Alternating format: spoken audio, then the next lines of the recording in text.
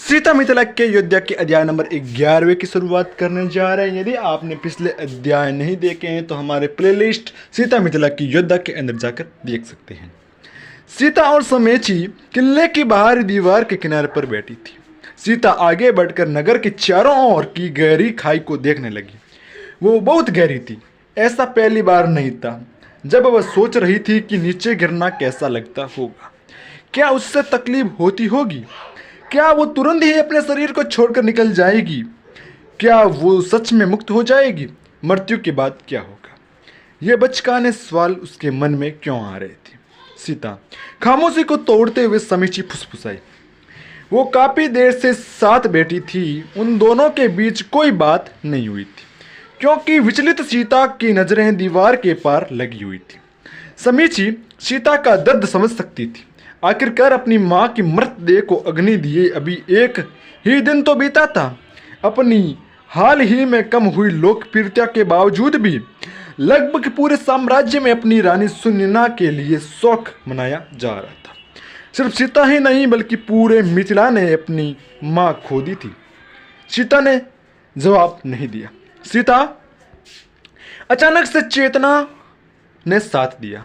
समीची ने अपना हाथ आगे बढ़ाकर सीता के आगे कर दिया, किसी अनकहे डर को रोकने की कोशिश।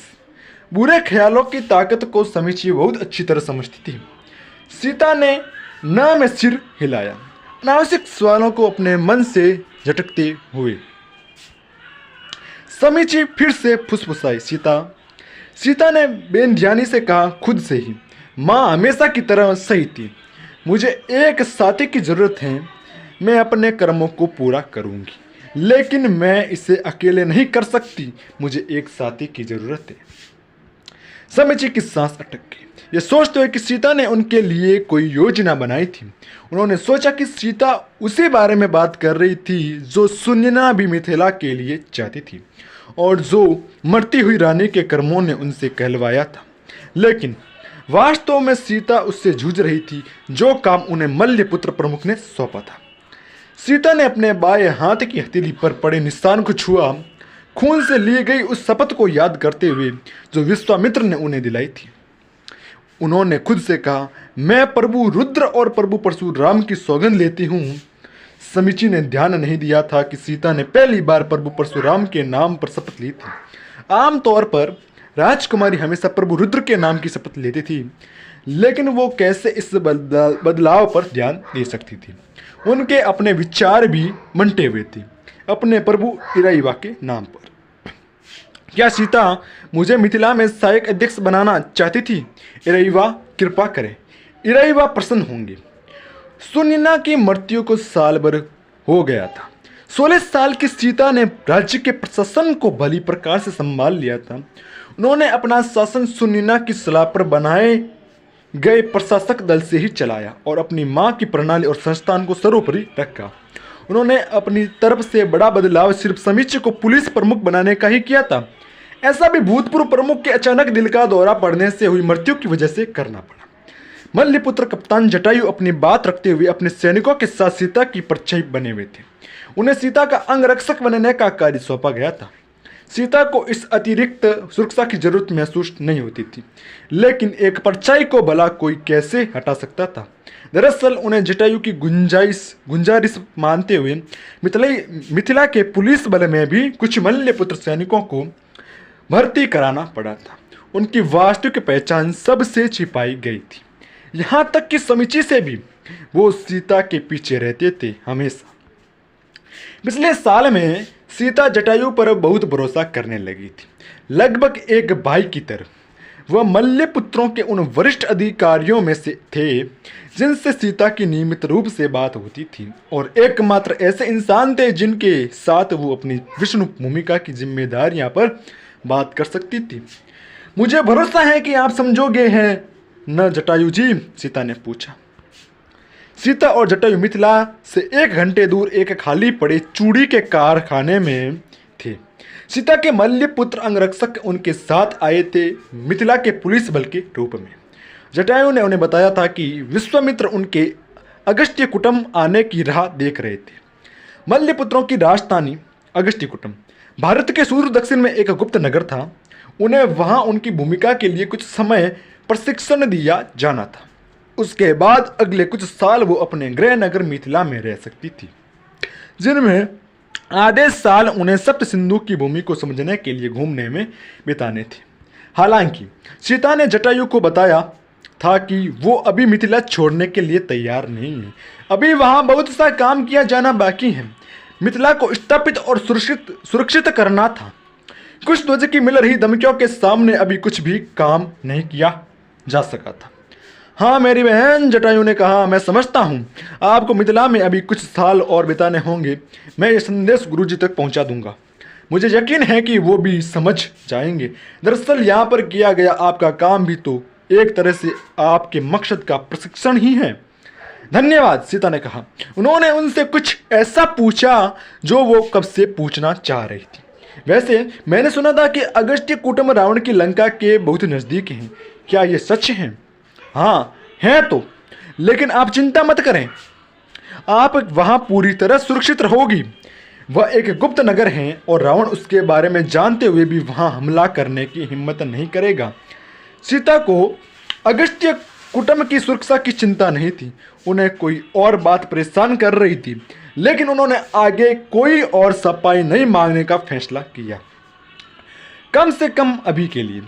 आपने सच सोच लिया है कि धन का क्या करना है? जटायु ने पूछा।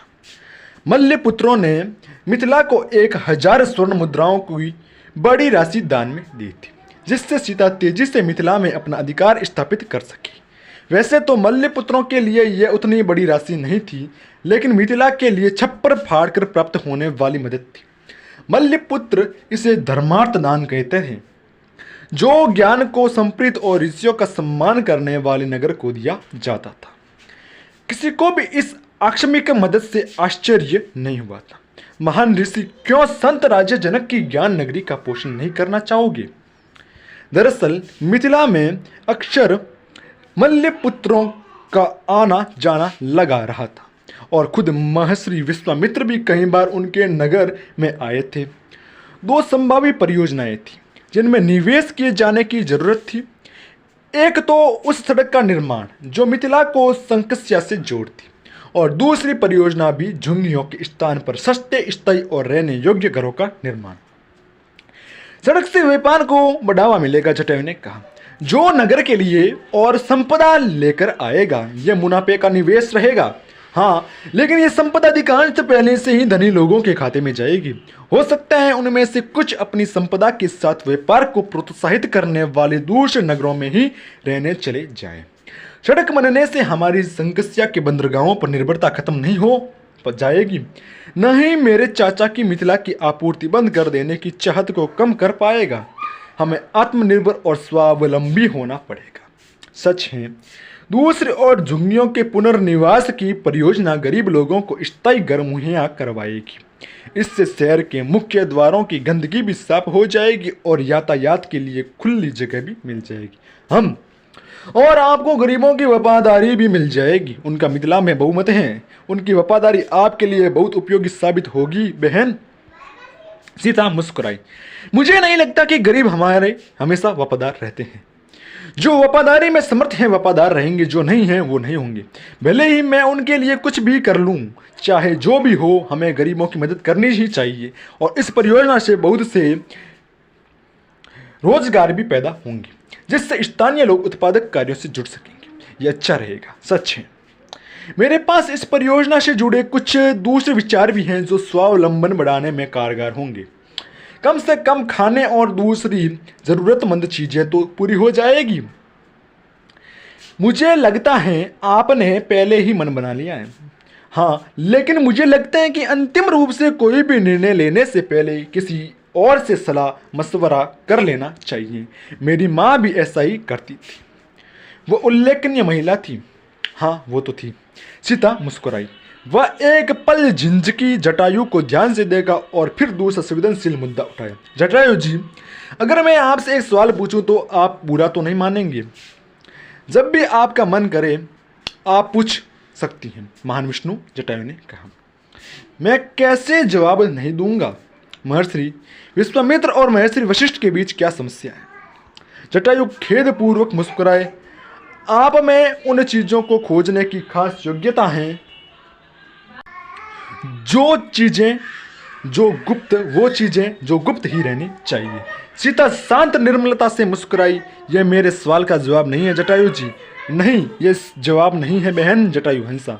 सच कहूँ तो मुझे भी इस बारे में ज़्यादा नहीं पता है, लेकिन मैं बस इतना जानता हूँ कि वो एक दूसरे से बहुत ज़्यादा नफरत करते हैं। महर्षि विश्वामित्र के सामने महर्षि वशिष्ठ का नाम तक लेना समझदारी नहीं है। अच्छी प्रकृति है, सीता फुसफुसाई। वो मिथिला में प्रभु रुद्र के मंदिर के बगीचे में खड़ी नगर की झुग्गियों के पुनर्निवास का काम देख रही थी। कुछ महीने पहले ही सीता ने मिथिला के दक्षिणी दरवाजे की तरफ की झुग्गियों को तोड़कर उनके स्थान पर नए स्थायी घर बनाकर गरीबों को देने का आदेश दिया था। ये घर मल्ल पुत्रों द्वारा दिए धन से बनवाए जा रहे थे और गरीबों को मुफ्त में दिए जाने थे। समीची अपनी प्रधानमंत्री द्वारा की गई प्रशंसा से संतुष्ट थी। अपारंपरिक कदम उठाते हुए सीता ने नगर के अभियंता की बजाय इस परियोजना को निर्धारित राशि में पूरा कराने की जिम्मेदारी पुलिस बल प्रमुख को सौंपी थी। सीता जानती थी कि उनकी पुलिस बल प्रमुख हर काम पर बारीकी नजर रखती थी और अपने मात हाथों से काम निकलवाना जानती थी। साथ ही शुरू में झुग्गी में रहने के अनुभव की वजह से समीची वहां रहने वाले लोगों की समस्याओं से भली प्रकार परिचित थी। हालांकि उन्होंने काम करवाने की जिम्मेदारी समीची को सौंपी थी, लेकिन फिर भी सीता परियोजना की योजना और शिल्प निर्माण में सजगता से भाग ले रही थी। उन्होंने कई सलाहकारों और झुग्गी में रहने वाले प्रतिनिधियों से बात करके निर्णय लिया था। वास्तव में वो एक आविष्कारक समाधान पर काम कर रही थी, जिससे न सिर्फ उनके रहने की जरूरत पूरी हो सके, बल्कि जीवन के लिए आवश्यक चीज़ों की भी पूर्ति हो सके। झुग्गी वाले कुछ महीनों के लिए भी अपनी जगह खाली करना ही नहीं चाहते थे। उन्हें प्रशासन पर कोई भरोसा नहीं था। उन्हें यह भी लगता था कि यह परियोजना सालों साल चलती रहेगी और इस तरह उन्हें लंबे समय तक बेघर रहना पड़ेगा। दूसरा, उनमें से बहुत से लोग वहमी भी थे और चाहते थे कि उनका नया घर ठीक वहीं बनाया जाए जहाँ उनका पुराना घर था। इस तरह से गलियों को ठीक तरह से बनाए जाने की कोई जगह नहीं बच रही थी। मूल झुग्गी में कोई गलियां नहीं थी, बस बेतरतीबी से बने हुए गलियारे थे। सीता इसके नायाब समाधान पर सहमत हुई थी। मधुमक्खी के छत्ते जैसा ढांचा बनाया जाए जिसमें घर अपनी सभी दीवारें साझा करती हों। निवासी घरों में छत से सीढ़ियां उतरते हुए प्रवेश करेंगे। उन सभी घरों की छत बाहर की तरफ से एक दूसरे से जुड़ी हुई एक छते के जैसी होगी। एक नया भूतल जो घरों के ऊपर बनाया गया होगा। एक कृत्रिम जमीन जो वास्तविक जमीन से 4 मंजिल ऊपर होगी। यह झुग्गी वालों के लिए खुला आसमान होगा जहाँ रंग के माध्यम से गलियों को अलग से दर्शाया गया होगा। गलियों में जमीन में ही बने हुए दरवाजे होंगे जिनके माध्यम से लोग अपने घरों में आ जा सकेंगे। इससे उनके वहम का भी समाधान हो जाएगा। हर किसी को अपना घर ठीक उसी जगह पर मिलेगा जहाँ पुरानी झुग्गी में था।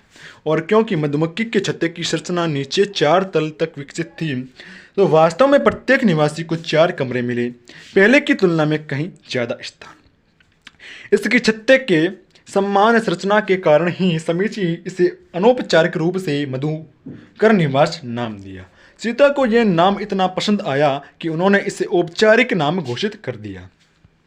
अभी भी झुग्गी वालों के लिए अस्थायी निवास की समस्या बनी हुई थी, जहां वे अपना घर बनने तक रह सकते थे। सीता के पास एक और आविष्कारिक विचार था।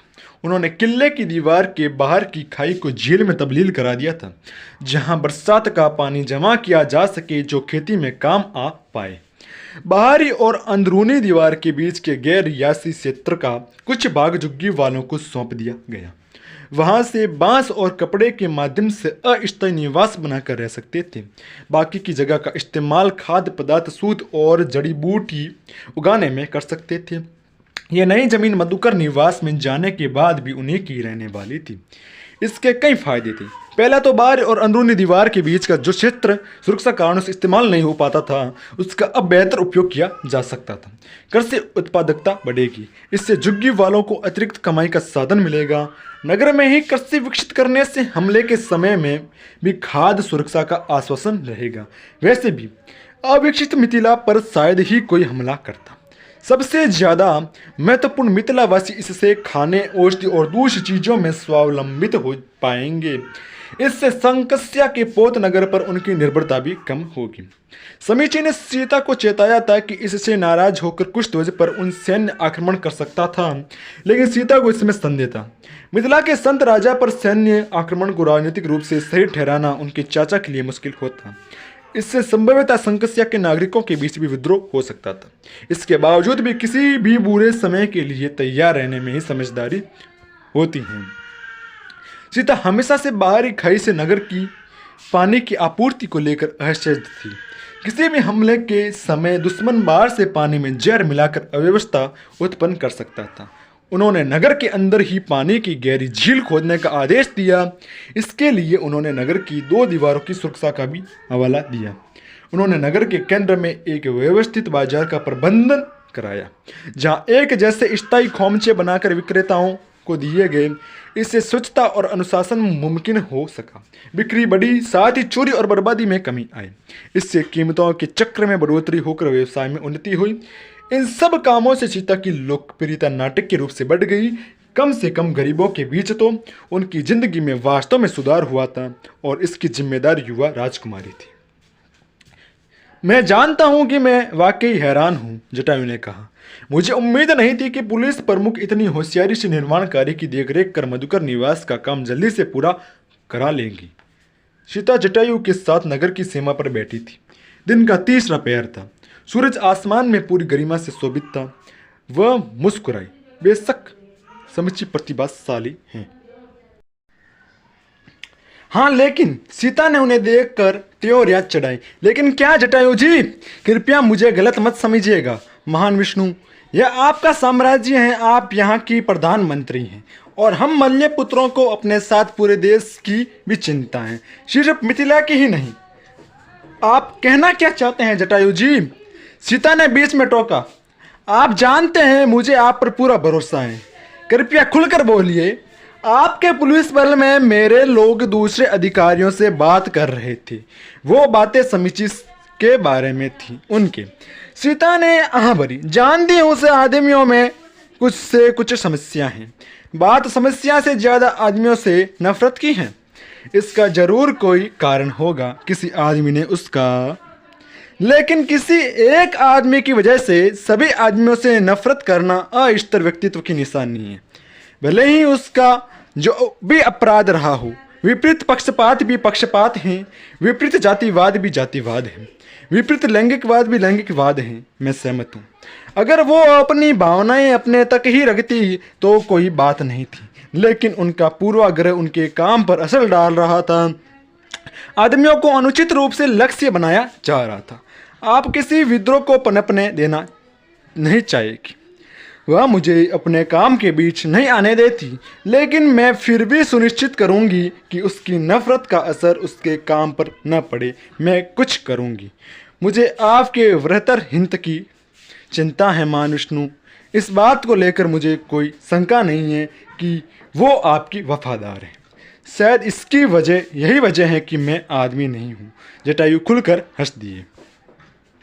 कैसे हो नारद? हनुमान ने पूछा। हनुमान परिया के दौरे से वापस लौटे थे। वह पूर्व की ओर के रास्ते में गुजरात के बंदरगाह पर रुके थे। वह भारत के अंदरूनी भाग लोथल में था। वहाँ पर उन्हें अपने मित्र लोथल में एक व्यापारी नारद मिले, जिनकी दिलचस्पी कला, कविता और ताजा अफवाहों में थी। नारद तुरंत अपने दोस्त को अपनी दुकान के पीछे कार्यालय में ले गए। उनके साथी भी साथ ही थे। मैं बिल्कुल ठीक हूँ, नारद ने खुले दिल से कहा। इससे अच्छा होना पाप होता। हनुमान मुस्कुराए। मुझे नहीं लगता कि तुम पाप से दूर होने के लिए कोई कड़ी मेहनत करती हो नारद। नारद ने हंसते हुए बात का विषय बदल दिया।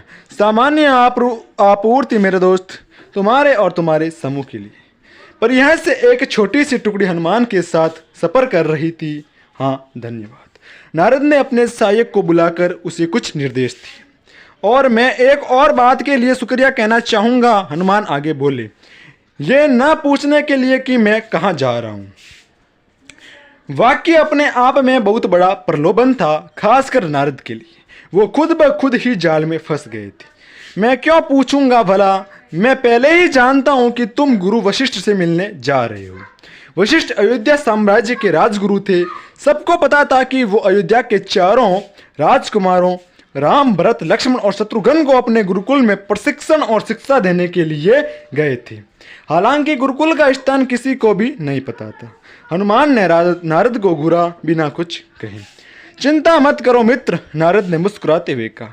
मेरे अलावा कोई नहीं जानता कि तुम किससे मिलने जा रहे हो, और किसी को भी, मुझे भी ये नहीं पता है कि उनका गुरुकुल कहाँ है। हनुमान मुस्कुराए। वो कुछ कहने ही वाले थे कि तभी किसी स्त्री की तेज आवाज सुनाई दी। हंस। हनुमान ने एक पल के लिए अपनी आंखें बंद कर ली, पलकें झपकाई और फिर मुड़कर देखा। नारद की कर्मचारी सुरसा, वो हनुमान पर आसक्त थी। हनुमान ने अपने दोनों हाथ जोड़कर नमस्ते की और विनम्रता से बोले, देवी, मेरा नाम हनुमान है, हंस नहीं। मुझे पता है, सुरसा ने फुसफुसाते हुए कहा, लेकिन मुझे लगता है कि सुनने में हंस ज्यादा अच्छा लगता है। और क्या तुम्हें नहीं लगता कि देवी की जगह तुम्हें मुझे सुर बुलाना चाहिए? नारद खुशी से खिलखिलाए। जब सुरसा हनुमान के कुछ ज्यादा ही करीब आ गई, अपनी प्रशंसक से कुछ खुद को बचाने के लिए पीछे हटने से पहले नागा ने अपने मित्र को घूर कर देखा। देवी, मैं नारद के साथ किसी जरूरी विषय पर बात कर रहा था। और सुरसा ने उनकी बात बीच में काट दी। और मैंने कबाब में हड्डी बनने का फैसला किया, अब संभालो। देवी, सुरसा ने अपनी भौहें चढ़ाते हुए कामुकता से अपने होठों को एक तरफ दबाया। हंस, क्या तुम्हें समझ नहीं आता मैं तुम्हारे बारे में क्या सोचती हूँ? वो चीज़ों जो मैं तुम्हारे लिए कर सकती हूँ और तुम? देवी, शर्म से लाल होकर हनुमान ने उसकी बात काटते हुए कहा, और उन्होंने एक कदम और पीछे हटाया। मैंने आपको कई बार बताया है, मैंने ब्रह्मचार्य का व्रत लिया है, ये अनुचित है। मैं आपका अपमान नहीं करना चाहता, कृपया समझने की कोशिश कीजिए, मैं नहीं कर सकता। नारद अब दीवार पर झुक रहे थे, अपने मुंह को ढंकते हुए और हंसी से थरथराते अपने कंधों को छिपाने का प्रयास करते हुए। वो अपनी आवाज़ दबाने की भरसक कोशिश कर रहे थे। किसी को कुछ पता नहीं चलेगा हंस, तुम अपना व्रत निभाते रहना। तुम्हें मुझसे शादी नहीं करनी पड़ेगी, मैं बस तुम्हें चाहती हूँ, तुम्हारा नाम नहीं। सुरसा ने आगे बढ़ते हुए हनुमान का हाथ पकड़ने की कोशिश की। अपने भारी भरकम कद के बावजूद हनुमान ने तेजी से एक तरफ हटते हुए सुरसा के स्पर्श से बचने का प्रयास किया। उन्होंने चेतावनी देते हुए कहा, अपनी आवाज़ उठाई, देवी, कृपया मान जाइए, मैं आपसे विनती करता हूँ, रुक जाइए। सुरसा ने मुंह फुलाकर अपने कपड़ों पर उंगली फिराते हुए कहा, क्या मैं सुंदर नहीं हूँ? हनुमान नारद की तरफ मुड़े। प्रभु इंद्र के नाम पर नारद कुछ करो। नारद मुश्किल से अपनी हंसी छिपा रहे थे। वो हनुमान के आगे आए और महिला की तरफ मुंह करके बोले, सुनो सुरसा, अब बहुत हो गया। तुम जानती हो कि। सुरसा चौंक गई। अचानक से नाराज होते हुए बोली, मुझे आपकी सलाह की कोई ज़रूरत नहीं है नारद। आप जानते हो कि मैं हंस से प्यार करती हूँ। आपने कहा था कि आप मेरी मदद करोगी। मुझे अफसोस है, लेकिन मैंने झूठ कहा था, नारद ने कहा। मैं बस मजाक कर रहा था। यह आपके लिए मजाक है, आपको ही क्या गया है। नारद ने अपने कुछ कर्मचारियों को इशारा किया। दो महिलाएं आई और नाराज सुरसा को खींचते हुए दूर ले जाने लगी। बिन पैंदे के लौटे अगले व्यापार में मैं तुम्हें मिट्टी में मिला दूंगा, सुरसा ने चीखते हुए कहा। जैसे ही सब वहां से चले गए, हनुमान ने अपने दोस्त को घूरा। तुम्हें हो क्या गया है नारद? मैं बस मजाक कर रहा था मित्र, क्षमा करना। हनुमान ने दुबले पतले नारद को कंधों से पकड़ लिया। ये मजाक नहीं है। तुमने सुरसा का अपमान किया और मेरा शोषण, मैं तुम्हारी हड्डियां मसल दूंगा। नारद ने दिखावटी गुस्से में हनुमान के हाथ पकड़े। उनकी आंखों में शरारत थी। तुम मुझे नहीं मसलोगे जब मैं तुम्हें बताऊंगा कि मल्लपुत्र ने अपना अगला विष्णु किसे नियुक्त किया है। हनुमान ने नारद को छोड़ दिया। वो सकते में थे। नियुक्त किया है? गुरु विश्वामित्र ऐसा कैसे कर सकते हैं बिना वायुपुत्रों की सहमति के? नारद मुस्कुराए। मेरी बताई खबर के बिना तुम एक दिन भी नहीं रह पाओगे, इसलिए तुम मुझे मसल नहीं सकते। हनुमान ने अपना सिर हिलाया और व्यंग्यपूर्ण ढंग से नारद के कंधों पर मारते हुए कहा, बताओ ना भोले दोस्त। इसी के साथ यह अध्याय समाप्त होता है।